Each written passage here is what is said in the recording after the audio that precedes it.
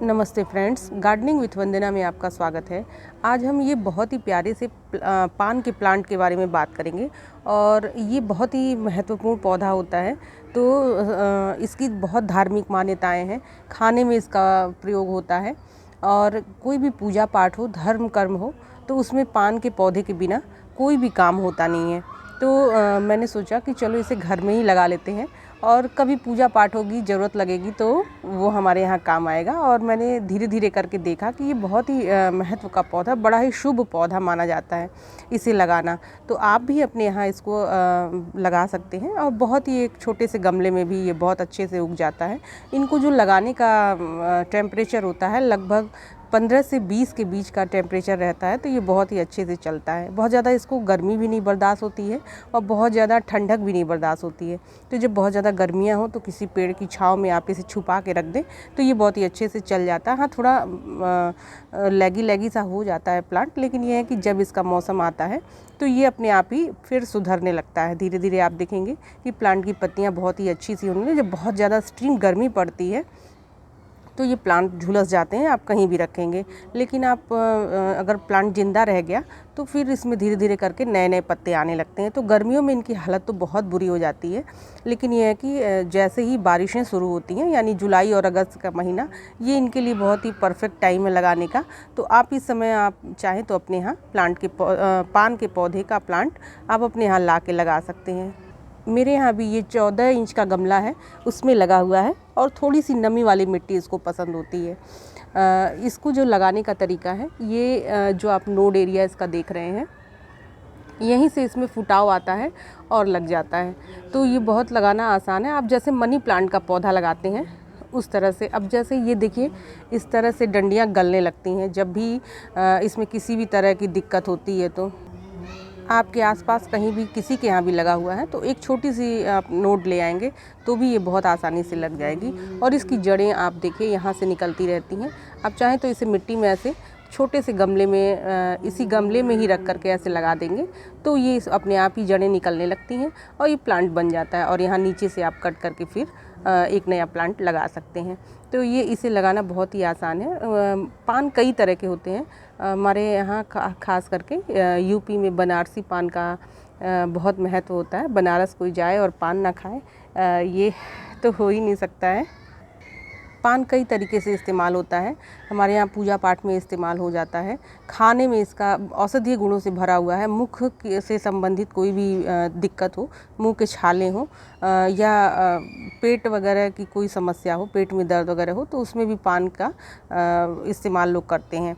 इसके अलावा जो भी वैवाहिक कार्यक्रम होते हैं उसमें पान के पत्ते लगते ही लगते हैं। कोई भी पूजा पाठ हो उसमें भी पान के पत्ते लगते हैं। तो आप इस तरह का एक छोटा सा प्लांट अपने घर में लगा सकते हैं। और पान के पौधे को लगाने से लोग कहते हैं कि बहुत ही शुभता आती है। तो आप भी अपने यहाँ पान का पौधा लगा सकते हैं। पान के प्लांट के लिए अब मिट्टी की अगर बात करें तो इसको थोड़ी सी बालू वाली मिट्टी पसंद होती है, आप उसमें इसको लगा सकते हैं पान के पौधे को। और एक हिस्सा मिट्टी, एक हिस्सा आप रेत और इस एक हिस्सा आप गोबर की खाद में इसको लगाएंगे तो इतना ही सफिशिएंट है। इसमें किसी भी केमिकल फर्टिलाइज़र की ज़रूरत नहीं होती है। आप इसको नॉर्मली गोबर की खाद में बहुत अच्छे से उगा सकते हैं। और साल में केवल 2 बार आप इसको फर्टिलाइज़र दीजिए गोबर की खाद का, उतना ही इसके लिए सफिशिएंट है। बहुत ज़्यादा इसको खाद की ज़रूरत नहीं होती है। आप अपने यहाँ जैसे मनी प्लांट का पौधा उगाते हैं, उनकी जैसे केयर करते हैं, सेम वैसे ही लगभग इसकी केयर है। कोई ज़्यादा केयर करने की ज़रूरत नहीं है। हाँ, ये है कि जब बहुत ज़्यादा गर्मियाँ पड़ती हैं तो आपको इसे छुपा के रखना पड़ता है किसी ऐसी जगह जहाँ की हवा आती हो और छाया बनी रहती हो। तो ये प्लांट बहुत अच्छे से चलता है। इसमें कभी कभी पेस्ट अटैक होता है, लेकिन ये अपने आप ही समय के साथ ठीक भी हो जाता है। जैसे ये देखिए, ये एक आध कीड़े वगैरह अगर लग जाते हैं। और ये जो आपको वाइट पत्ता दिख रहा है ना, ये पक जाने वाला जो पान होता है। जैसे ये जो आप दिख रहे हैं, ये अभी पका नहीं है, ये पत्तियां अभी पकी नहीं हैं। और जब ये वाइटिश हो जाती हैं तो ये पत्तियां पक जाती हैं, जैसे पुरानी पत्तियां हो जाती हैं। तो आप इस तरह की पत्तों को तोड़ दें तो आपके यहाँ फिर नए नए पत्ते आते रहेंगे। इसमें जो भी घास फूस या गंदगी हो तो उससे कभी कभी इन्फेक्शन आने का खतरा रहता है। तो आप इसको हमेशा इसमें से जो वीड्स उगती हों उसको निकालते रहिए। और ये नॉर्मली ऐसे ज़मीन पे भी बहुत तेज़ उगता है और इसको एक छोटी सी ट्रेलिस अगर आप दे दें तो उस पे उगता है। बहुत लंबा सा स्टिक अगर आप लगा देंगे तो उसमें वो बहुत अच्छे से नहीं चलेगा, लेकिन ये एक छोटी सी ट्रेलिस ऐसे आप कुछ बांस की डंडियों की बना करके लगा देंगे तो उस पे ये चलता है अच्छे। पान का पौधा बहुत ही पवित्र माना गया है और आप अपने घर के इसे ईशान कोण में या साउथ ईस्ट कॉर्नर में लगाइए, यानी कि आग्नेय कोण में लगाइए तो ये बहुत ही अच्छे से चलता है। ईशान कोण में लगाइए या आग्नेय कोण में, तो ये बहुत ही अच्छा और शुभ फलदायी पौधा है। आप अपने यहाँ इसको इजीली लगा सकते हैं। इसमें कोई ऐसी बहुत विशेषता ऐसी नहीं है कि आप इसके लिए कुछ अलग करें। आप बिल्कुल जैसे मनी प्लांट का पौधा लगाते हैं बस वैसे ही आप लगा दीजिए, आपके यहाँ खूब अच्छे से ये चलेगा और बहुत सारे पान आपके यहाँ हो जाएंगे और आप अपने यहाँ अगल बगल भी इसे दे सकते हैं। तो फ्रेंड बहुत ही इजी है इसे लगाना, बहुत ज़्यादा फर्टिलाइज़र की ज़रूरत नहीं है, नॉर्मल केयर है इसकी और आप अपने यहाँ पान का पौधा एक ज़रूर लगाएं।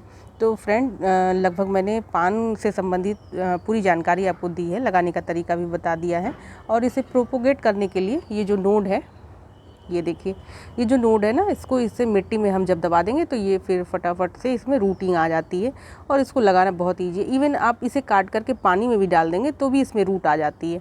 तो आप पान का पौधा बहुत आसानी से प्रोपोगेट कर सकते हैं और ये मैंने 14 इंच के गमले में लगा रखा है और बहुत ही आसानी से ये चलने वाला पौधा है। तो फ्रेंड्स मेरी ये वीडियो आपको अच्छी लगी हो, इन्फॉर्मेटिव लगी हो तो इसे लाइक ज़रूर करिएगा और मेरे चैनल में नए हो तो सब्सक्राइब भी करिएगा। नमस्ते फ्रेंड्स।